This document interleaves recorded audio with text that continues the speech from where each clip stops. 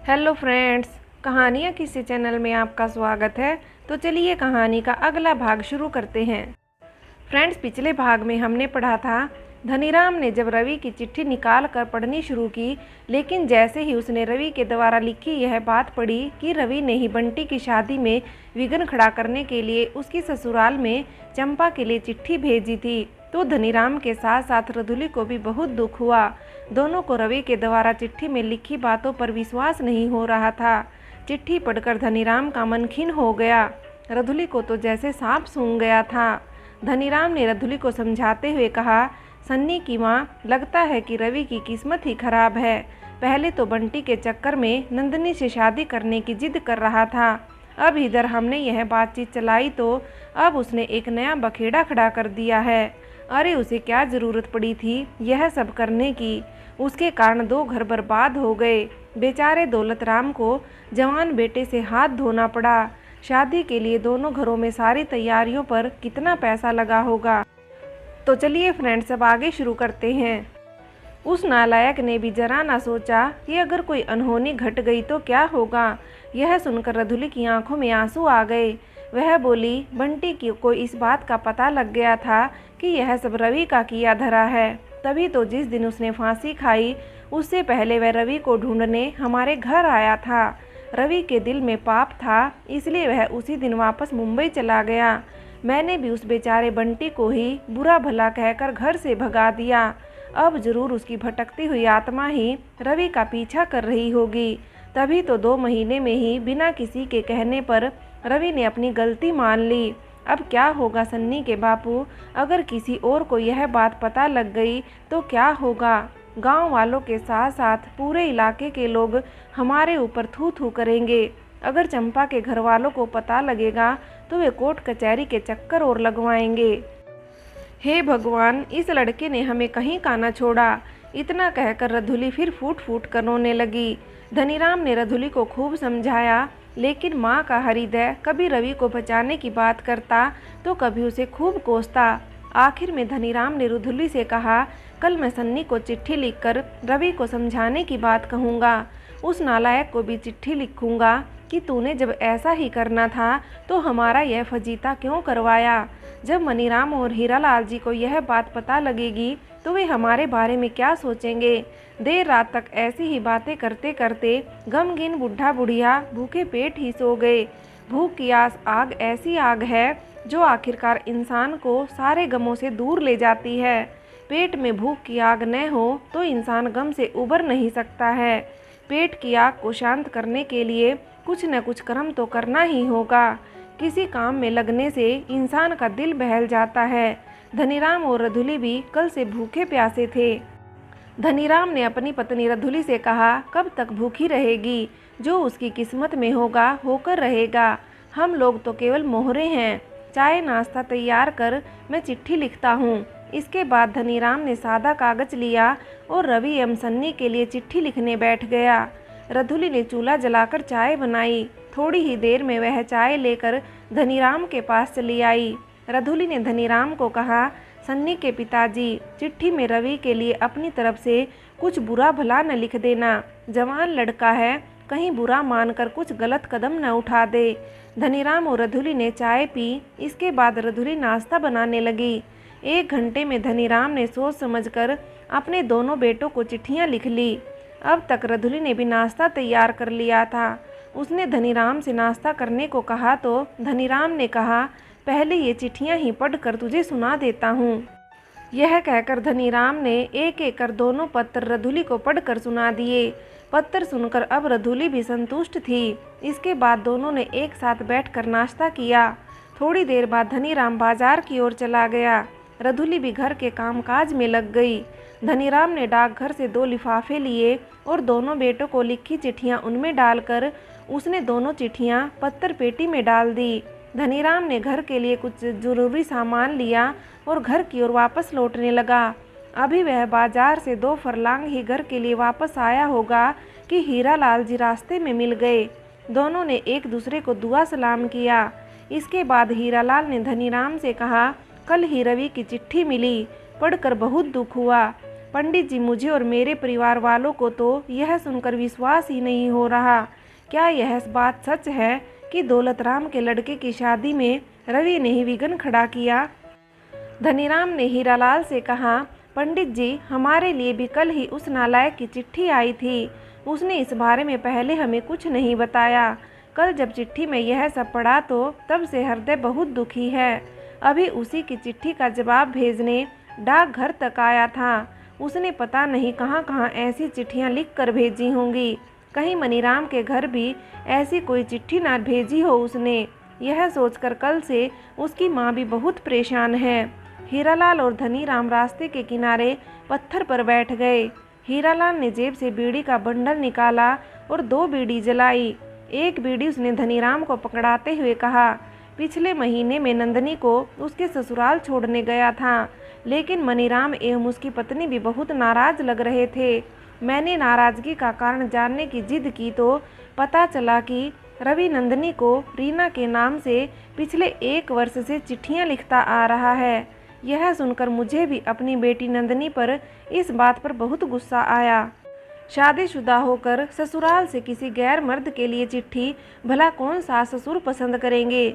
जब 2 महीने पहले हम लोगों की मनीराम और उनकी पत्नी से नंदनी और रवि के रिश्ते की बात हो चुकी थी तो रवि को रीना के नाम से वहां चिट्ठी नहीं भेजनी चाहिए थी।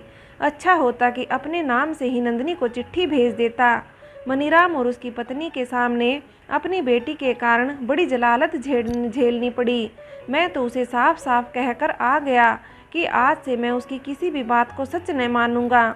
धनीराम ने यह सुना तो उसे भी रवि के इस व्यवहार पर बहुत गुस्सा आया। उसने हीरालाल से कहा, क्या कहूँ पंडित जी, विनाश काले विपरीत बुद्धि। जब अपना ही सोना खोटा है तो किसी को क्या कहना है। लगता है उसकी मति मारी गई है। हम तो माँ बाप हैं, इसलिए उसे समझाने की कोशिश करते हैं। बाकी जो भगवान की मर्जी होगी वही होगा। हीरालाल ने धनीराम को ढाढ़स बंधाते हुए कहा, चिंता मत करो पंडित जी, मैं भी अभी रवि को चिट्ठी भेजने के लिए ही डाकघर तक जा रहा हूँ। अपनी तरफ से रवि को पत्र द्वारा समझाने की खूब कोशिश की है। मैं उम्मीद करता हूँ वह हमारी बातों का मान रखेगा। अच्छा चलता हूँ, कहकर हीरालाल बाजार की ओर चला गया। धनीराम भी उदास मन से अपने घर की ओर लौट आया। रास्ते भर वह रवि और नंदनी के रिश्ते के बारे में पूर्व में सोची गई बातों को याद करता रहा, लेकिन अब उसे नंदनी और मनीराम की जमीन जायदाद से रवि की अधिक चिंता थी। थोड़ी देर बाद धनीराम घर पहुंच गया। घर पहुंचकर धनीराम ने देखा कि कोई अजनबी उसके घर के बाहर बैठा हुआ है। उसने धनीराम को नमस्कार किया तो धनीराम ने भी नमस्कार का जवाब दिया और सीधे घर के अंदर चला गया। धनीराम ने देखा रधुली घर के अंदर चारपाई में लेटी थी। धनीराम ने सामान का थैला रसोई में रख दिया और रधुली के पास जाकर लेटने का कारण पूछा। रधुली ने बताया कि दिल बेचैन सा हो रहा है। धनीराम ने रधुली से पूछा, घर के बाहर कौन आदमी बैठा हुआ है? रधुली ने कहा, कोई गोला पार से आया हुआ है। कह रहा था कि पंडित जी से रवि के बारे में कोई ज़रूरी बात करनी है। मैंने उसे बताया कि आप घर पर नहीं हैं तो वह घर के बाहर बैठकर आपकी इंतजारी करने लगा। कहीं रवि ने बंटी की ससुराल वालों से भी तो यह बात नहीं बता दी होगी। यह सोचकर मेरा दिल बहुत घबरा रहा है। धनीराम ने रधुली से कहा, तू घबरा मत, मैं देखता हूँ कि कौन है और क्या बात करना चाहता है। यह कहकर धनीराम उस आदमी के पास आ गया। धनीराम ने पूछा, आपको मैंने पहचाना नहीं, आप कौन हैं? वह व्यक्ति बोला, मैं गोला पार श्यामलाल का बेटा कुंदन लाल हूँ। मुझे रेवाधर जी ने यहाँ आपके लड़के रवि के बारे में आपसे कुछ ज़रूरी पूछताछ करने भेजा है। दरअसल परसों आपके लड़के रवि ने रेवाधर जी की बेटी चंपा, जिसका रिश्ता आपके गांव में हो चुका था, उसको एक चिट्ठी लिखी थी, जिसमें उसने लिखा था कि उसने ही चंपा के लिए शादी से पहले किसी महिला के नाम पर चिट्ठी लिखी थी। उसने चिट्ठी में यह भी कबूल किया है कि इस सारे केस में वही मुख्य मुजरिम है। अगर उसने यह बात होशो हवास में लिखी है तो वे लोग उनके खिलाफ पटवारी में शिकायत दर्ज करने वाले हैं। यह सुनकर धनीराम का सिर शर्म से झुक गया। उसने कुंदनलाल को ये बताया, देखो भाई, हमारी समझ में भी नहीं आ रहा कि रवि ने ऐसा क्यों किया। हमें खुद यह सुनकर बहुत दुख हो रहा है। मेरा लड़का तो मुंबई में रहता है। बंटी की शादी में वह घर जरूर आया था, लेकिन जब उसने यह घटना सुनी तो वह विजयादशमी के दिन ही वापस लौट गया था। बाकी हमें इस मामले में इससे ज़्यादा कुछ भी पता नहीं है। इतना जरूर पता है कि बंटी के कारण ही नंदनी और उसके पति आकाश के बीच मनमुटाव हुआ था, जिसके कारण ही आकाश ने गृहस्थी छोड़कर संन्यास धारण कर लिया। कुंदनलाल ने कहा, अच्छा होगा कि आप एक बार रेवाधर जी से मिल लें। झगड़े को आगे बढ़ाने से अच्छा है कि बातचीत से कोई बीच का रास्ता निकल आए। यह कहकर कुंदनलाल अपने घर जाने के लिए खड़ा हो गया। धनीराम ने कहा, चाय पानी तो पी कर जाओ, आप इतनी दूर से आए हैं। कुंदनलाल ने धनीराम को धन्यवाद कहा और अपने घर की ओर चल पड़ा। धनीराम ने कुंदनलाल से कहा, रेवाधर जी से कहना मुझे 8-10 दिन का समय दो, मैं जरूर उनसे इस बारे में बातचीत करूंगा। कुंदनलाल के जाने के बाद धनीराम ने सारी बात रधुली को बताई। उसने रधुली को एक एक कर हीरालाल की कही बातें भी विस्तार से बताई। रधुली यह सुनकर बहुत परेशान हुई। उसने रोते हुए धनीराम से कहा, मुझे लगता है कि रवि का दिमाग उसके काबू में नहीं है। भला ऐसा भी कोई इंसान होता है जो अपने किए गए कुकर्मों को चिट्ठी लिख लिख कर दुनिया में ढिंढोरे पिटवाता रहे। जरूर उस बंटी की आत्मा लग गई है उसके पीछे। तुम जाकर किसी पुछेरे के पास क्यों नहीं चले जाते? आखिर 2-2.5 महीने में ही रवि का दिमाग कैसे फिर गया है? धनीराम ने कहा, अब यह सब करके क्या होगा? जहाँ भी संभव था उसने अपना अपराध सबको बता ही दिया है। मुझे तो ऐसा लग रहा है कि कहीं उसने मनीराम और नंदनी को भी यह सब कुछ न बता दिया हो। मुझे हीरालाल और मनीराम से उतना डर नहीं है जितना कि गोलापार के रेवाधर से है। अगर कहीं से दौलत राम और उसके बड़े बेटे मोहन को कानों कान भी इस बात का पता लग गया कि इस सारे मामले में रवि का हाथ है, तो उसका लड़का हमें जिंदा न छोड़ेगा। हे भगवान, इस लड़के ने तो हमें कहीं का ना छोड़ा। यह कहकर धनीराम सिर पकड़कर बैठ गया। रधुली ने धनीराम से पूछा, हीरालाल जी क्या कह रहे थे रवि के बारे में? क्या वे भी अपनी बात पर कायम हैं? धनीराम ने कहा, कैसी बात करती हो सन्नी की माँ, यह ऐसा मौका थोड़े ही था कि मैं उनसे पूछता कि क्या अब भी तुम रवि को अपनी बेटी का हाथ सौंपोगे? रधुली बोली, अपने पराये ऐसे ही समय में परखे जाते हैं।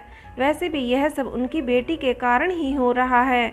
न वह दुष्टा रवि के जीवन में आती और न रवि इन झमेलों में फंसता। धनीराम ने कहा, इसमें रवि भी उतना ही दोषी है जितनी की नंदनी। उसने भी जवानी के जोश में होश खो दिया।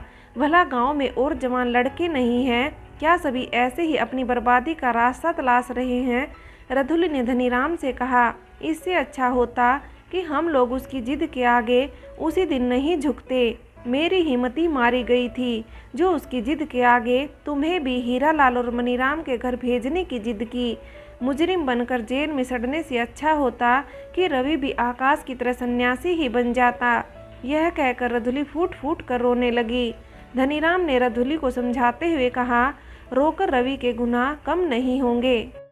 मैंने उस आदमी से 8-10 दिन का वक्त मांगा है। अगर इस बीच रवि की चिट्ठी नहीं आई तो मुश्किल हो जाएगी।